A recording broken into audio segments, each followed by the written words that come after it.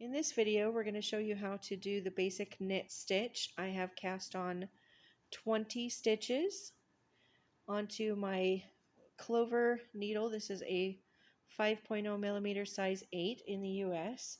I have my Hobby Lobby's I Love This Cotton yarn. It is a worsted weight. And again, we have 20 stitches on the needle. You do want to have your stitches along the bottom side of this needle. So you want to have these little ridges here lined up straight on the bottom edge of this needle.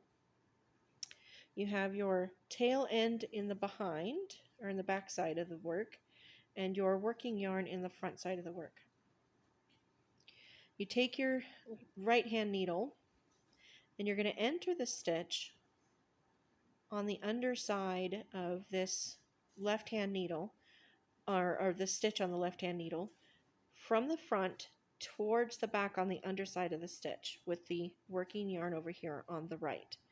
You're going to pick up that yarn and you're going to wrap the yarn from right to left around the needle, pull that needle through, carrying that stitch. You can see that stitch right there, and pull it through to the front and then remove that stitch from the needle. Again, you go into the front of the stitch underneath of the needle from front to back underneath of the stitch when you're doing the knit, wrap around from right to left, pull the stitch to the front, and then remove that off the needle. In from the front on the underside of the work, wrap around from right to left, pull the stitch to the front, and take it off the needle. In on the underside, wrap from right to left, pull the stitch to the front, and take it off the needle. In on the under, wrap around right to left, pull to the front, and remove from the needle. You're creating these little V's. If you can see that there, there's these beautiful little V shapes. I'll show you when we get to the end. I'm going to move a little faster. In, wrap, wrap, pull through and off. In, wrap, pull through and off.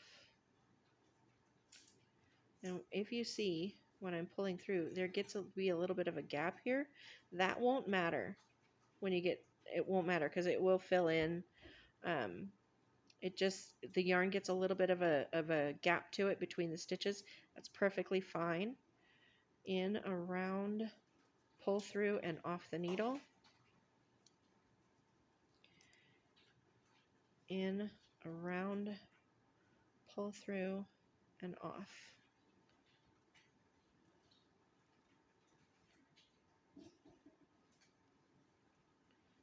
Pull through and off. And this is how I tension my yarn. Because I'm a crocheter, I know I've started learning how to work with yarn with crochet, but I've always wrapped my yarn around my finger. Not this finger when I'm crocheting, but it's just the way I have always tensioned my yarn, so I just wrap it around my finger. In this direction, a lot of people weave it through their fingers. I just can't figure that out. But this is how I tension my yarn and how it works with my knitting technique.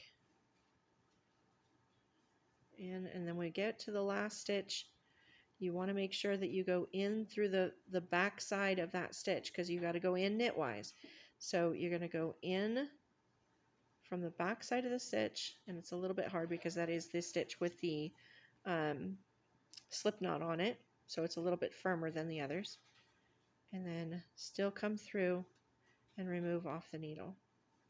Then you see how this got all wonky? Oh, it's all kind of twisted up. You just straighten it out.